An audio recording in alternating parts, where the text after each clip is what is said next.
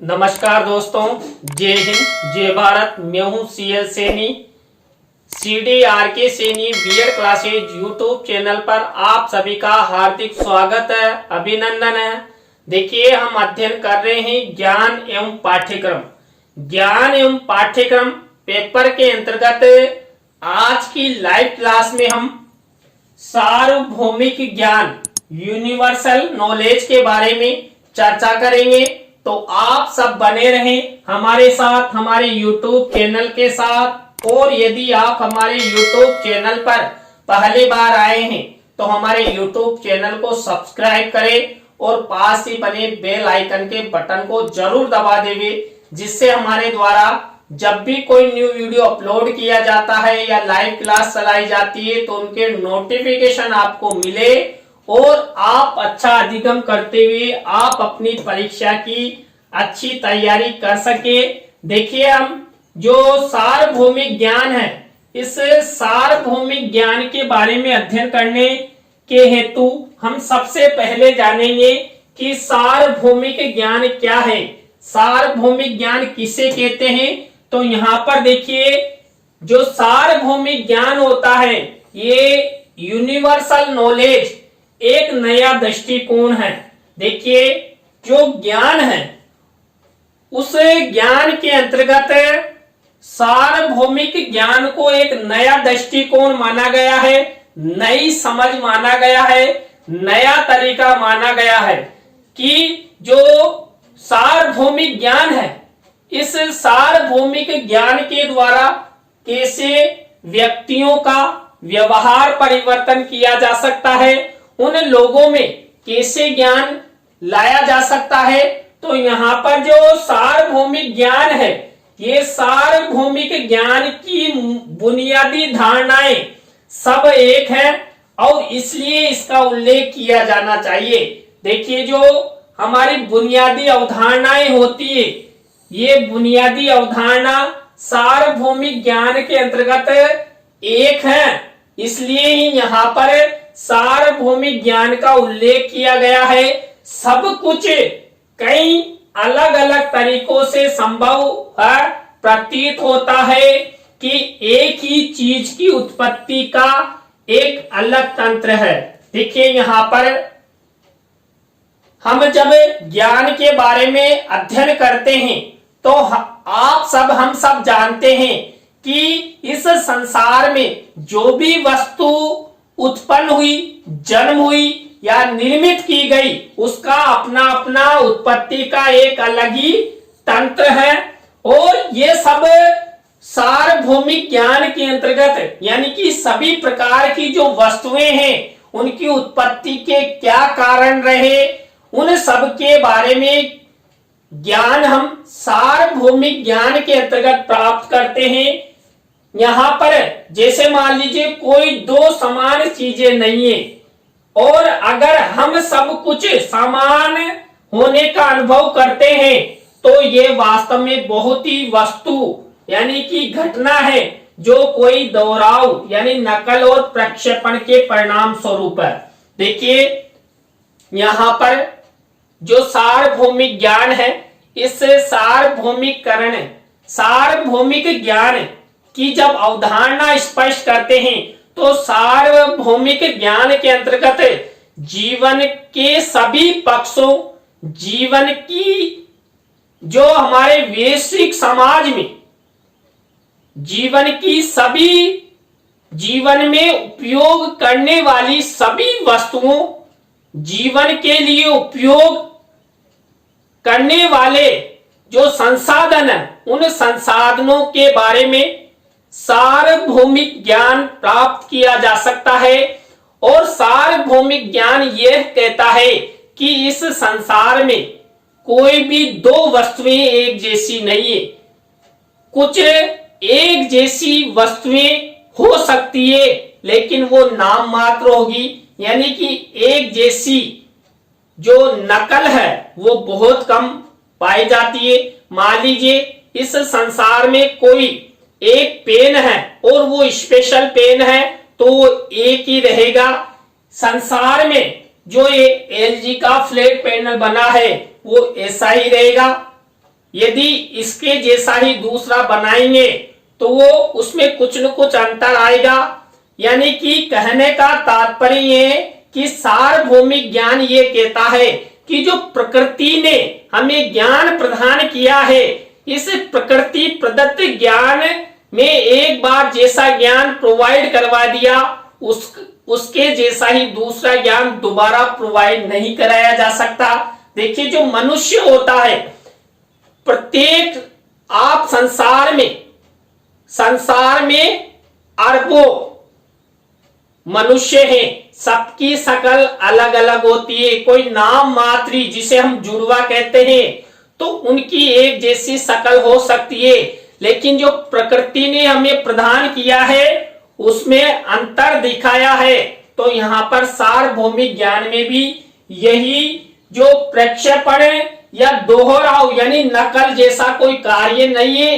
तो यहाँ पर जो संसार की जो सभी वस्तुएं हैं, संसार की जो सभी वस्तुओं की उत्पत्ति का कारण है, उस उत्पत्ति के बारे में सार्वभौमिक ज्ञान के माध्यम से ही ज्ञान प्राप्त किया जाता है। एक घटना मुख्य रूप से ऊर्जा के स्तर पर होती है और बाद में उस स्तर पर भौतिक होती है, जिसे हम अपनी इंद्रियों के माध्यम से समझते हैं, जिसे हम इंद्रियों के माध्यम से देखते हैं। वह अतीत है और वर्तमान ऊर्जा स्तर पर बनाया जा रहा है और लोगों के लिए मूर्त है, जो ऊर्जा के साथ पहचान करते हैं। देखिए, इस पंक्तियों को समझिए कि एक घटना मुख्य रूप से ऊर्जा के स्तर पर होती है, यानी कि जो एक ज्ञान प्राप्त किया जाता है वो ज्ञान पहले तो प्रकृति प्रदत्त होता है, लेकिन वो ज्ञान हम एक पीढ़ी से दूसरी पीढ़ी में यानी कि ऊर्जा के रूप में प्रोवाइड करवाते हैं। तो वो ज्ञान धीरे धीरे भौतिक हो जाता है, यानी कि लोगों के लिए उपयोगी हो जाता है। लोग उस ज्ञान का प्रयोग करते हैं।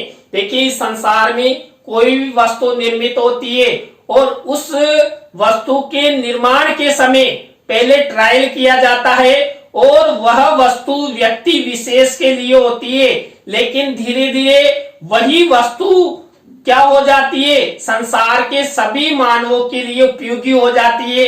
अब यहाँ पर ये पैनल बना, सबसे पहले जब ये पैनल बना होगा तो एक व्यक्ति विशेष ने प्रयोग किया होगा। इसी तरह संसार में जब कंप्यूटर बना तो सबसे पहले एक व्यक्ति ने प्रयोग किया, उसके बाद धीरे धीरे कंप्यूटर के रूप बदले और वैश्विक मानवों के लिए वो उपयोगी हो गया।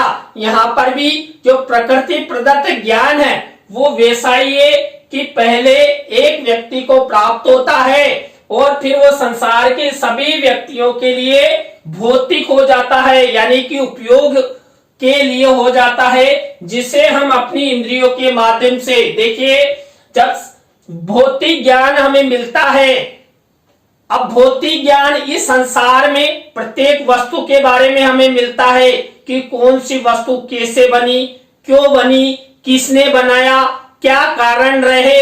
तो इन सब के बारे में हम अपनी इंद्रियों के माध्यम से समझते हैं। देखिए, हम किसी भी प्रकार का कोई ज्ञान ग्रहण करते हैं तो हम अपनी इंद्रियों के माध्यम से देख करते हैं। मान लीजिए किसी वस्तु को देख रहे हैं तो अपनी आंखों के माध्यम से देखेंगे। किसी वस्तु के गंध के बारे में ज्ञान प्राप्त करना है तो नाक से सूंघ कर देखेंगे। तो यहाँ पर अपनी इंद्रियों के माध्यम से जो संसार की प्रत्येक वस्तु है इसके बारे में पता लगाया जा सकता है और समझा जा सकता है, और अपनी इंद्रियों के माध्यम से जो वस्तुओं को देखते हैं वही हमारा अतीत हो जाता है, यानी बीता हुआ कल हो जाता है। हम कह देते हैं यार मैंने तो ये उस समय देख ली थी, इसके बारे में मुझे पता है। तो यहाँ पर जो संसार की प्रत्येक वस्तु है उस वस्तु के बारे में सार्वभौमिक ज्ञान का पता लगाया जा सकता है। तो यहाँ पर ये सार्वभौमिक ज्ञान है और सार्वभौमिक ज्ञान की ये अवधारणा है। इसी तरह देखिए, सार्वभौमिक ज्ञान के जो मुख्य उद्देश्य क्या क्या होते हैं। देखिए, जो यूनिवर्सल ज्ञान है इसके बारे में ज्यादा कुछ नहीं है, लेकिन ये आपकी परीक्षा के लिए बहुत उपयोगी है। आपके लघुत्तरात्मक रूप में प्रश्न आ सकता है। पहला देखिए यहाँ पर सार्वभौमिक ज्ञान का उद्देश्य मनुष्य के अस्तित्व के अर्थ के बारे में जागरूकता बढ़ाने के लिए, लोगों को ये समझने में मदद करने के लिए कि सबसे महत्वपूर्ण बात ये है कि ऊर्जा स्तर यानी कि ज्ञान और विचार पर क्या होता है, क्योंकि सभी सामग्री गुजरती है।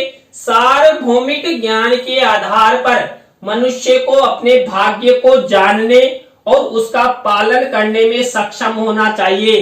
देखिए, जब सार्वभौमिक ज्ञान का जो पहला उद्देश्य हम अध्ययन करते हैं कि सार्वभौमिक ज्ञान के द्वारा जो मनुष्य का अस्तित्व है, इस अस्तित्व के बारे में जानने हेतु, जागरूकता बढ़ाने हेतु और हमें यह समझने में मदद मिलती है कि सबसे महत्वपूर्ण बात क्या है।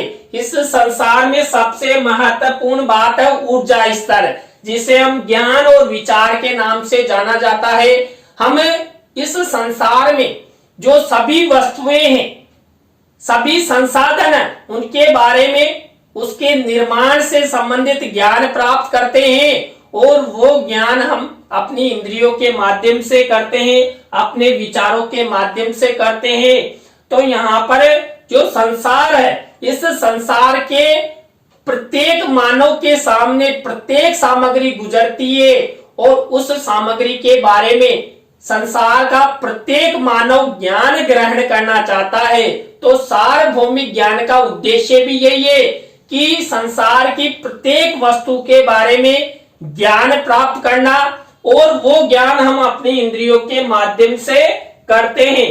सार्वभौमिक ज्ञान के आधार पर मनुष्य को अपने भाग्य को जानने, देखिए हम सब अधिगम करते हैं और अधिगम के बाद हमारा मूल्यांकन होता है। तो मूल्यांकन के द्वारा हम अपना भाग्य जान लेते हैं। क्यों? क्योंकि हमें पता लग जाता है कि हम कितने ज्ञानवान हैं, हमने परीक्षा में कितने अंक प्राप्त किए। मान लीजिए हम फेल हो गए तो स्वतः ही हम भी जान जाएंगे और हमारे सामने वाले व्यक्ति भी जान जाएंगे कि इस व्यक्ति में कितने गुण हैं, अवगुण है, कितना ज्ञानवान है। तो यहाँ पर सार्वभौमिक ज्ञान के द्वारा यहाँ पर मनुष्य का भाग्य जानने और उसका पालन करने में सक्षम होने के बारे में बताया जाता है। सार्वभौमिक ज्ञान के अतिरिक्त उद्देश्य देखिए, एक दूसरे के प्रति, आसपास की दुनिया और उन्हें दिए गए समय के प्रति लोगों के नजरिए को बदलने के लिए मनुष्य को उस वास्तविकता में जानबूझकर अस्तित्व में रखने में मदद करें जिसमें उसने स्वयं को पाया। लोगों को यह याद दिलाने के लिए कि अपने भाग्य के अनुरूप सचेत अस्तित्व और व्यवहार के माध्यम से मनुष्य निर्माता के साथ सहयोग करने, खुद को बेहतर बनाने में सक्षम है। देखिए, जो सार्वभौमिक ज्ञान है, इस सार्वभौमिक ज्ञान का उद्देश्य है कि एक दूसरे के प्रति हम जाने, समझे और ज्ञान प्राप्त करें। देखिए, हमने बात की कि वैश्विक मानव संसार की सभी वस्तुओं के बारे में ज्ञान प्राप्त करता है। वो प्राप्त करता अपनी इंद्रियों के माध्यम से। तो एक दूसरे के प्रति जो आपसी दुनिया है, इस आपसी दुनिया की संस्कृति के बारे में जाने, उसके संसाधनों के बारे में जाने और उन संसाधनों का प्रयोग हम किस तरह कर सकते हैं, इन सब के बारे में जो यूनिवर्सल नॉलेज है, इस यूनिवर्सल नॉलेज के अंतर्गत ज्ञान प्राप्त किया जाता है और हमें हमारे जो वर्तमान पीढ़ी है और आने वाली पीढ़ी है उसके समय के अनुसार अपना नजरिया भी बदल लेते हैं। किसके अंतर्गत? सार्वभौमिक ज्ञान के अंतर्गत। क्यों? क्योंकि यहाँ पर संसार की प्रत्येक वस्तु के बारे में पता लगाया जाता है। तो हमें पता भी लग जाता है कि कौन सी वस्तु हमारे लिए उपयोगी है, कौन सी वस्तु हमारे लिए उपयोगी नहीं है, क्योंकि हमने सार्वभौमिक ज्ञान के द्वारा संसार की सभी वस्तुओं के बारे में ज्ञान प्राप्त कर लिया है। तो यहाँ पर आने वाली पीढ़ी के लिए भी वर्तमान समय में ही नजरिया बदल लिया जाता है कि यह वस्तु हमारी आने वाली पीढ़ी के लिए उपयोगी नहीं है। तो यहाँ पर वर्तमान पीढ़ी को इस सार्वभौमिक ज्ञान के द्वारा किसी भी वस्तु या संसाधन के बारे में पता लग जाता है। और देखिए कई बार क्या होता है, संसार की जो भी वस्तुएं होती है, संसाधन होते हैं, उन सब के बारे में हम उनका अस्तित्व बनाना भी चाहते हैं। अब वो अस्तित्व कौन बनाता है? इस संसार का मानव बनाता है। देखिए हम हमारे नजरिए से हमारे जो अंग है, इंद्रियां हैं, इनके माध्यम से उस वस्तु के बारे में ज्ञान प्राप्त करे या नहीं करे, हम हमारी मर्जी, हमारा नजरिया है, हम प्राप्त करते हैं तो अच्छी बात है, नहीं करते हैं तो अच्छी बात है।